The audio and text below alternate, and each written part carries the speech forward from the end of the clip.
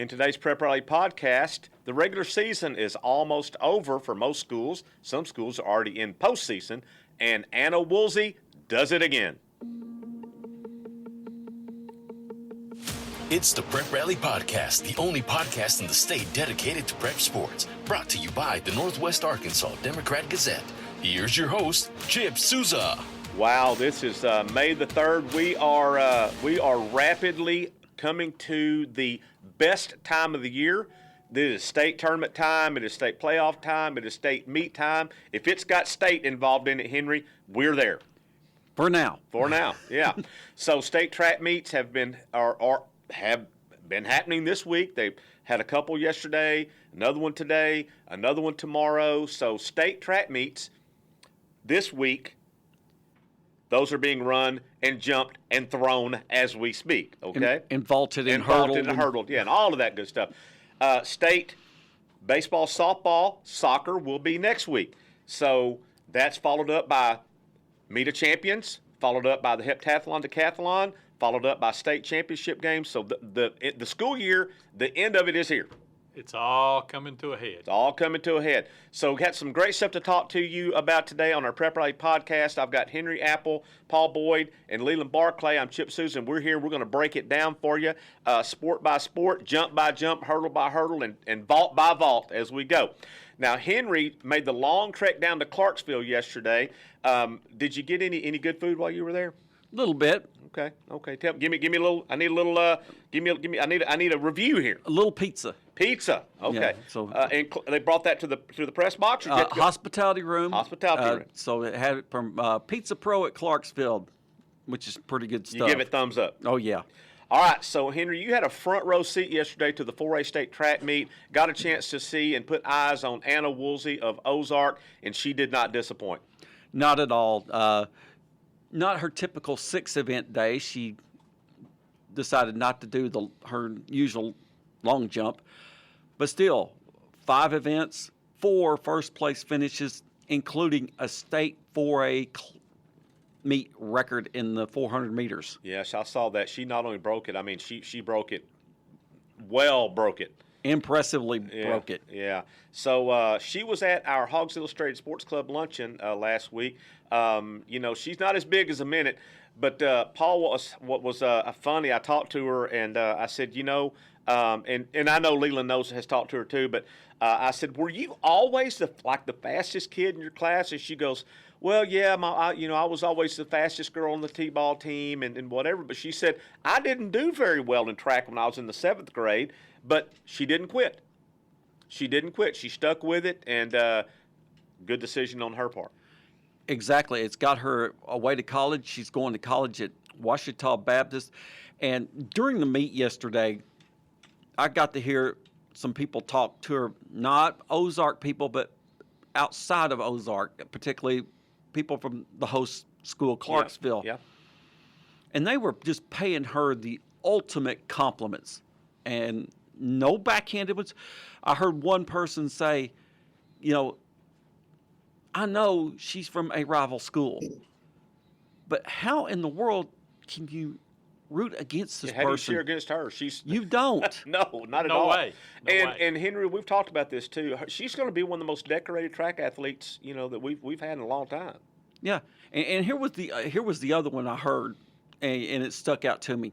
Now this girl scores 46 points by herself. All alone, she finishes 5th in the state 4A meet. Yeah. And I heard some of the Clarksville people say, if she'd been with us, we'd have won the state championship. They'd have won it. Yeah, they would have won it. They were just 20 points away from a state title. Well, I mean, she is, and again, she did exactly what she's been doing all year long. She dominated her events, the 100, the 200, the 400, won the pole vault, right? Henry won the pole vault. And what was the one event she didn't win? It was the hurdles, the 100 hurdles. And she told me afterwards, she says, I knew I wasn't going to win the hurdles. Yeah. But there was a girl there with much better time, and sure enough, she showed up. But, man, we talked about this, the previous state record before she hit the track yesterday, 58.07 seconds. And this was set in 2015. by a girl from Crosset. She broke it by about 1.25 seconds, That's shattered, 56.88. Shattered the record. So that is great for her. So the 4A meet, state meet was held yesterday. That would be on Tuesday down in Clarksville. The 1A state track meet is being held today, Wednesday, in Lincoln. And then the 6A state track meet will be on tomorrow, Thursday, at Fort Smith Southside. That should also be a great meet, Henry.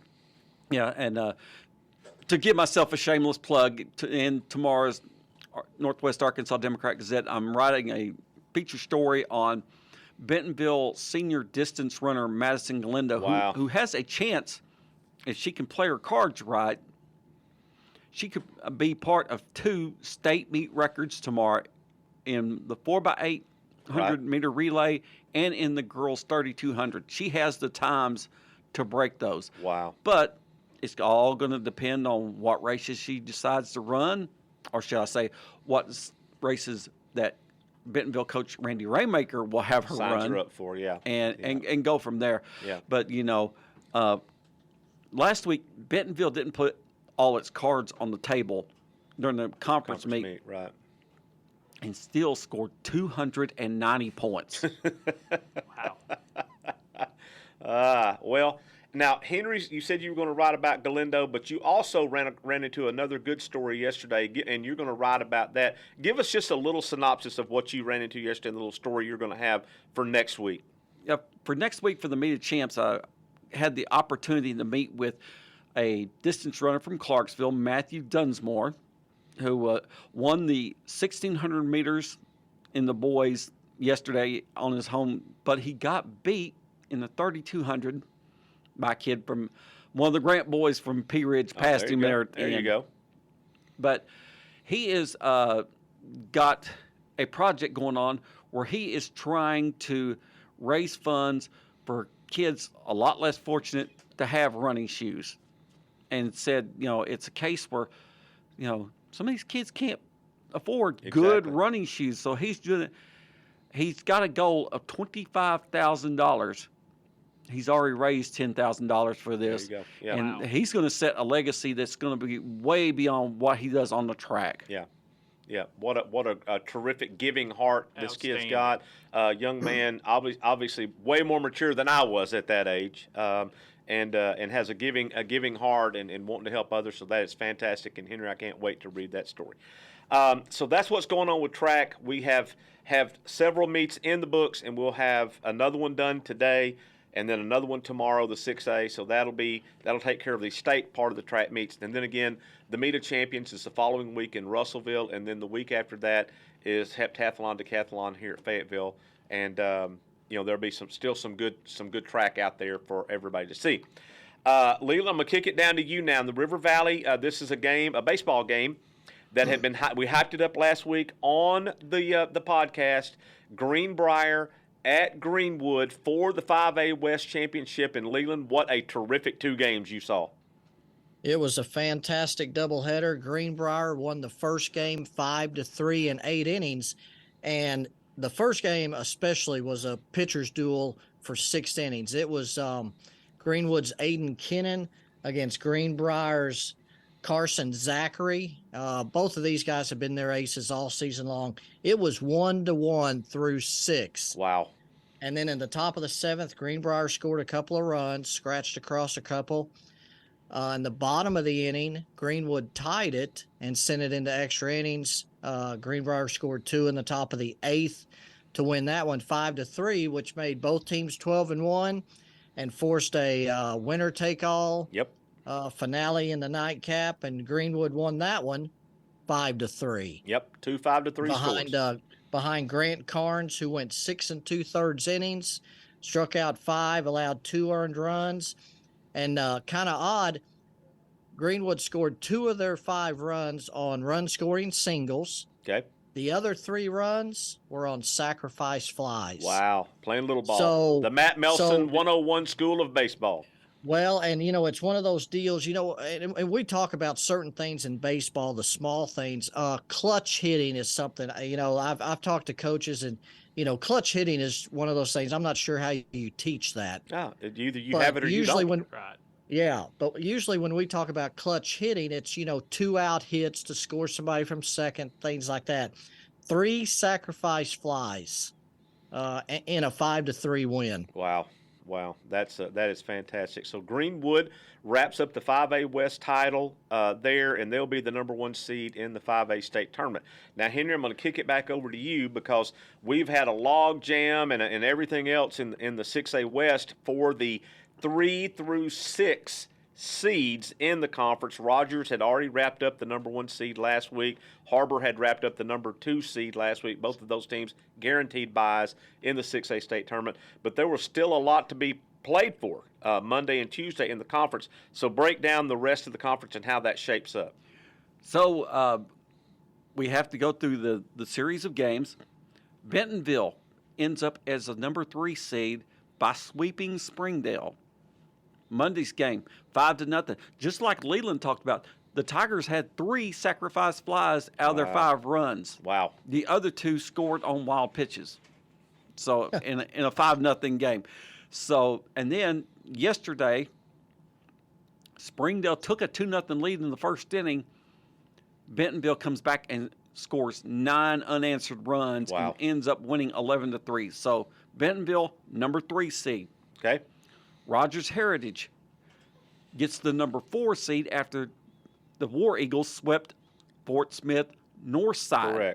Correct. It was I don't remember the score of Monday's game, but yesterday they trailed 2-1 going into the 7th and got a clutch 2-run double, and they win 4-2. So Rogers Heritage, the number 4 seed. They're the 4 seed, Paul, and they're going to knock somebody out of this term. Yeah. Okay. Yeah. Number 5 seed will be Fayetteville, who stumbled a little bit Monday. They did. Lost 2-1 to Bentonville West and kept West playoff hopes alive for the time being. But then yesterday on Bulldog Field, a 9-3 game where, again, Fayetteville trailed at one point, but then scored 7 runs in the 5th, won it 9-3. So Fayetteville gets the 5 seed. And the 6th seed goes to Springdale. And Tim Carver in his second year at Springdale, and great job by Tim In Carver. the tournament. Yep. And they're in. it was the first time that Springdale has been into the state tournament since 2017. Yeah. Now, granted, they don't like the way they got into it through the back door, but hey you're getting in is getting in. Yeah. So getting in. that's getting it. In. So that is the 6A. In the 5A West, Leland, who was Greenbrier is the 2 seed, and is Van Buren the 3 seed? Yes, Van Buren is the 3 seed. They and Van Buren and Mountain Home tied for 3rd place with identical 9-5 records. They split the doubleheader. Van Buren won 7-2, and Mountain Home won 9-2, but there's a 5-run max. Okay, so we're tied For at the 5-5. tiebreaker. Yep. So that tied them. So now it goes to the overall runs scored in conference wins, again with a maximum of 5. Van Buren scored 41 runs in their 9 wins, and Mountain Home had 32, I believe. So Van Buren. So Van Buren is is the number 3 seed. They'll play Batesville in the first round. Now, we also need to mention in the 4A and below, those teams are in regional tournaments starting tomorrow, Thursday, letting everybody know that Gravette is hosting the 4A North Regional over there. The 3A1 Regional, which includes teams like Elkins and Lincoln and Charleston, those teams, they are at Harrison. The 2A West Regional is being played at Greenland. That includes Greenland, Mansfield, Mountainburg, Lavaca. Those teams are over in Greenland. And then the 1A1 Regional is being hosted by Valley Springs, but is being played at Harrison. So Harrison is hosting that regional as well. So Harrison has the 1A1 and the 3A1 regionals for baseball. So let's move over to softball, where we are in a dogfight for the number 2 seed in the 6A West. Bentonville has already locked up the number 1 seed, and they are probably going to wrap up an undefeated season in the 6A West. They took care of business yesterday down at Fort Smith against Northside 13-3 for the Lady Tigers, so they are perfect in conference play at 15-0. The number 2 seed, both Rogers and Springdale Harbor took care of business yesterday. So going into the final game of the regular season, these two teams are tied at 12-3 in the conference, and so we'll see how this shakes out tomorrow for that that number 2 seed and that bye in the 6A state tournament.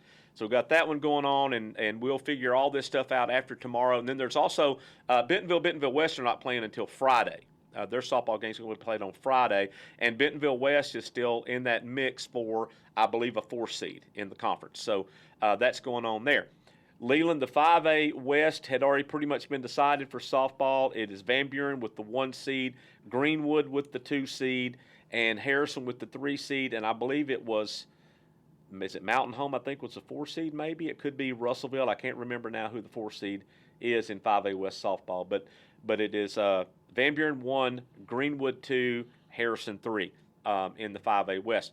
And then, like in baseball, the teams in 4A and below, they're in regional play for softball. Gravette, again, hosting the softball, the 4A North Regional. That'll be starting tomorrow morning, Thursday. Harrison has both the 3A and the 1A, and Greenland has the 2A. And then, of course, after this weekend, all teams will go to state tournament play. Greenland is hosting again the 2A state, and the 3A state is going to be played at Lincoln, and then all the other state tournaments, baseball, softball, will be played at other parts of the state. But Northwest Arkansas gets the 3A at Lincoln and the 2A at Greenland next week. So that gets us through baseball and softball. Now, soccer also is kind of jumbled up. Well, Rick Fires is not here today because he's over in Lincoln covering the 1A state track meet, but he covered a match last night over at Rogers, and to no one's surprise, it was a boys' game that ended 1-1. He missed his calling. He should work at a men's clothing store with all the ties he's dealt with. He should. When Rick Fire shows up at your soccer game, just be prepared. It's going to end in a draw. So he got a 1-1 game last night, and the conference race there will wrap up for the soccer teams again either Thursday or Friday this week, and we'll have those pairings for you next week on next week's show after we get all the regular season wrapped up. Weather permitting. Hopefully we're going to have good weather and get this stuff done. We're supposed to have some rain come in hopefully tomorrow evening, and hopefully maybe it stays a little south of us. And I know we need the rain, and rain is great, but we just need it to hold off just a little bit longer. Some of us need the rain. Some of us do not need the rain. Yeah, there you go. I was reading something earlier this week where they were talking about Little Rock, and said if Little Rock did not get one single raindrop from now till September the 6th, they would still be on par for their yearly rainfall. Wow, that's a lot of rain. Yes. That's a lot of rain. So we want to talk about now our Feats of the Week. So, Henry, I'm going to go. I figure yours is going to be track related, probably, maybe. Baseball. I just threw you a curveball. Oh, he threw me a curveball. So we're going to start with Henry for our Feat of the Week. Henry, you are on the clock. Here we go. I'm telling you about this Feat of the Week. If you are a pitcher in the 6A West Conference, and you're opposing Gael Salinas and there's runners on base, you should be scared. Yeah. Because I was looking over his season stats. In 27 games this year, 27 games, he has 47 RBIs. That's getting them in. Wow. That is getting them in. And to no surprise, he did what he did best in Rogers' double series sweep of Fort Smith Southside.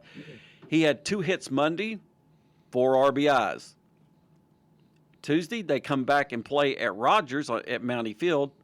2 hits, which was a double and a home run, 4 more RBIs. There you go. There you go. He is a rib machine. Yes.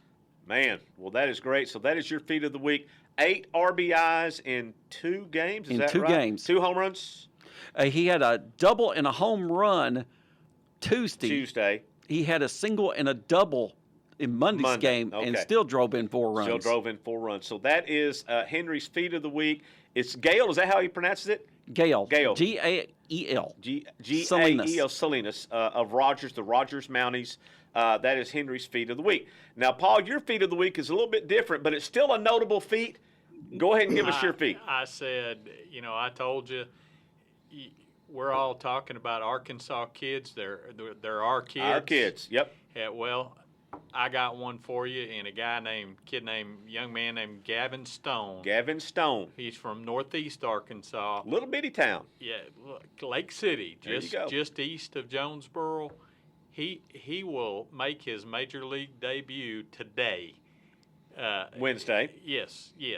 And not just any major, but he's making it with the Los Angeles Dodgers. There you go. Yeah, he will pitch for the Dodgers today against Philadelphia. Paul, and I know you're a baseball guy. We're all baseball guys here.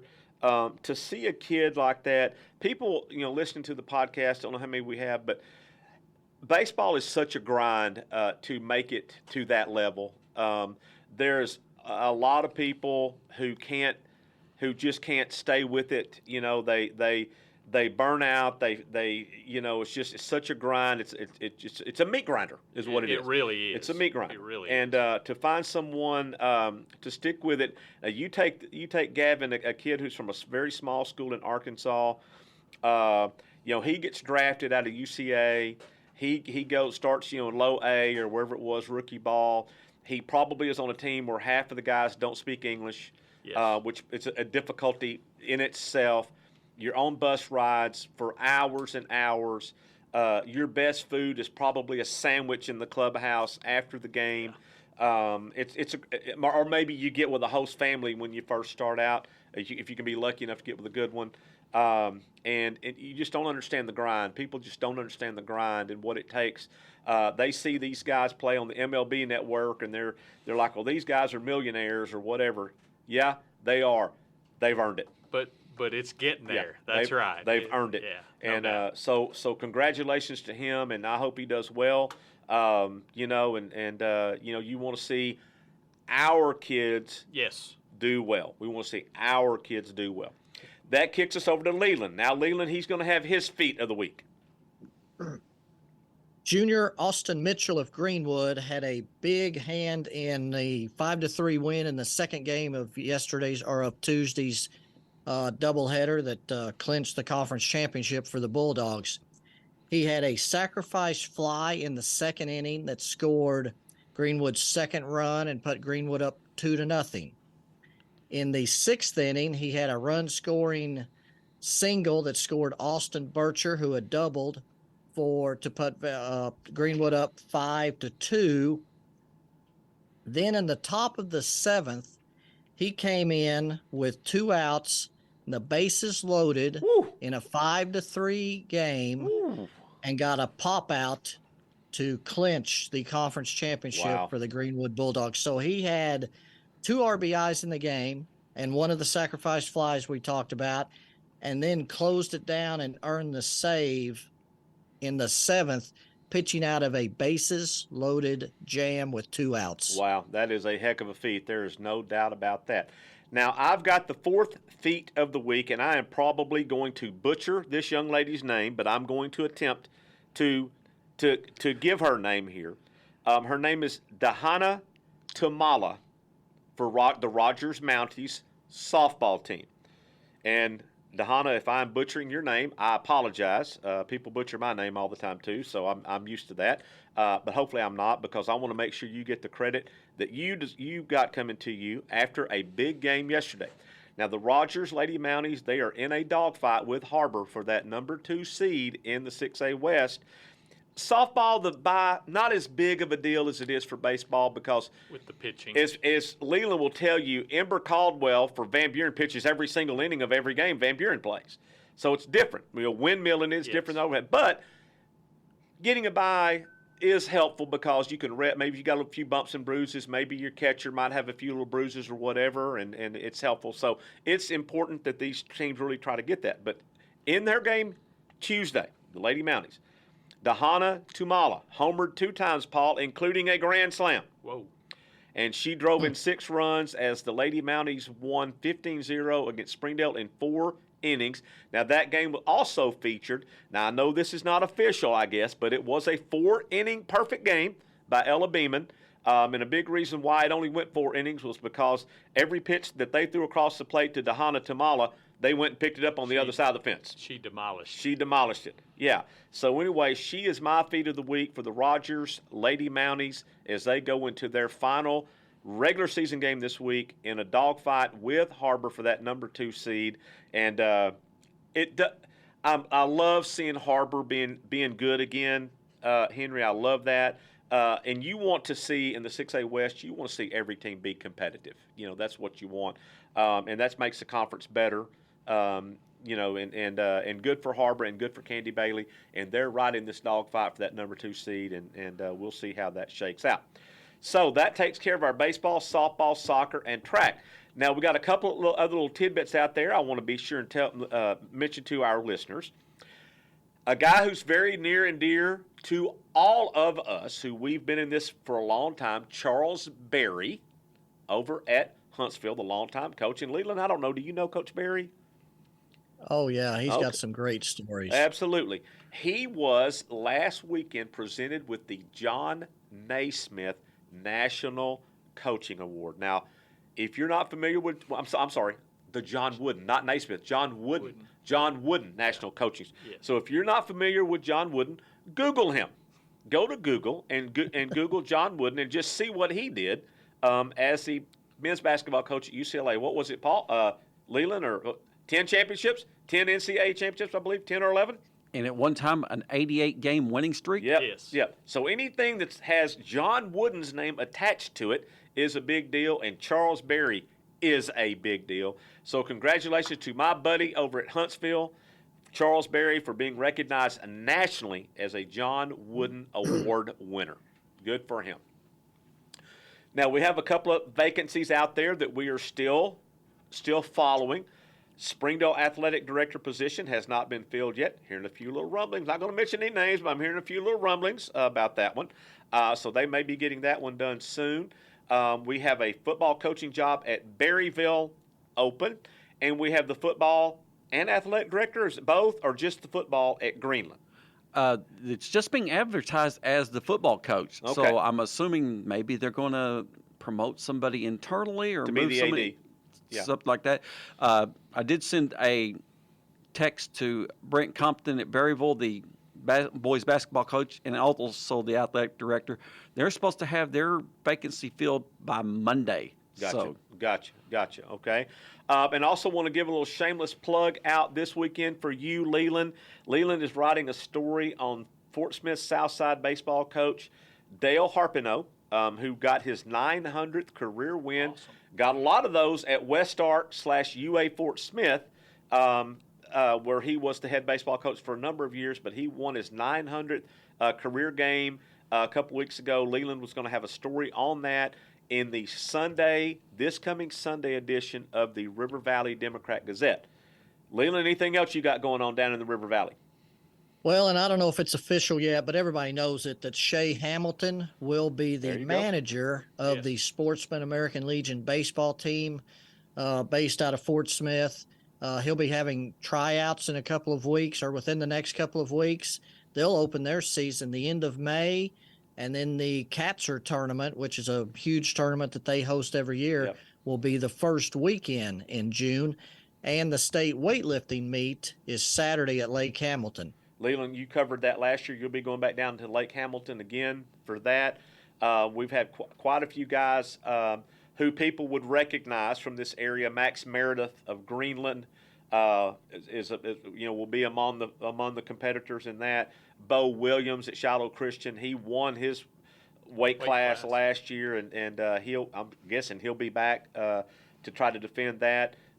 Dax Goff and half of Booneville's football team will be there, I'm guessing, if they're not in baseball tournaments. If they're not in baseball. In fact, it probably cost them a state championship in the weightlifting meet last year. They had 3 guys there because the other 7 that's on the weightlifting team, they were playing baseball in the regionals that day, and that may be the case again. It could be. Because I think most all of the regionals are Thursday, Friday, Saturday of this week. They are.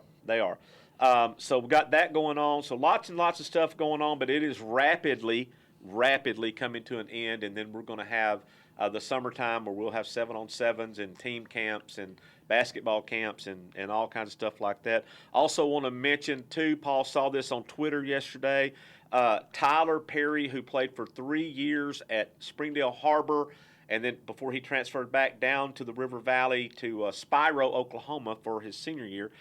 He had a standout year this past year at the University of North Texas, led them to the NIT championship where he was named the MVP of that tournament, has signed with Kansas State. So he will play his final collegiate basketball season at Kansas State. So good for Tyler Perry. And I saw him make a few big shots for Springdale Harbor when he was there. Henry, got anything else? Nothing that I can think of right offhand. Henry's down in the starting blocks waiting for the gun to go off tomorrow for the 6A. I'm hoping we're going to get that good Nick Bell, Damari Smith matchup in the 100 tomorrow. We saw a little glimpse of it last week, and Damari got the upper hand. He ran a 10.85, and Nick Bell ran a 10.94. Ooh, there you go. Now, who knows what beholds in the Central? Will there be somebody like from Conway or North Little Rock could push these guys? Could be. Always a great thing. Track, and I thought I saw Henry remind me of some girl in the pole vault. Did I see somebody went 13 here in the pole vault? Did I see that? Almost 13. Okay. She cleared 12:10, and that was Hannah Estes from Fayetteville. Now, they got a break last week because they got to move the pole vault indoors, so no wind, no rain. She cleared 12:10, but she told me, she says, I think 13's in sight. Yeah. I got spoiled in track. A little story, I got spoiled. My first state track meet I ever covered was in Texas in 1985 and saw the 200 national meet record broken 3 times in a row. Stanley Kerr, Joe DeLoach, Roy Martin broke it. The last one to run it was Roy Martin. He set a record that has never been touched nationally. All 3 of those guys went on to the Olympics, and I thought, man, this track is pretty easy, and you got guys like this. I never saw that again. But I did get a chance to see Amy Acuff in the high jump right by the pit and saw her go. Yes, big time. Saw her go 6 foot, and that is you see a girl high jump 6 foot, that is a pretty incredible sight. Yes. That's sort of like with guys going 7 foot. Exactly. Stuff like that. Exactly. One of the most memorable meets I ever had, I was going to Jessieville to cover the Lion Relays there while I was working in Hot Springs. And little Jessieville would bring these bigger schools in here, and got to witness a guy high jump 7 feet 1 inch and 3/4. Wow.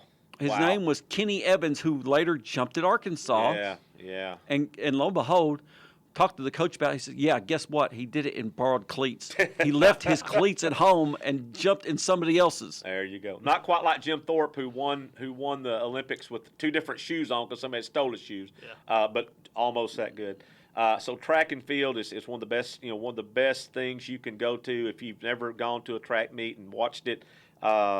Nothing like seeing that 200 and seeing those runners come around that curve. It is something else. And I'd rather watch the 200 than any event in a track meet. Is that 200 is always, to me, exciting to watch. So that will wrap up this edition of the Prep Rally Podcast. We'll be back next week. Henry will recap the 6A state track meet and these other track meets, and also give you a little preview of the Meet of Champs.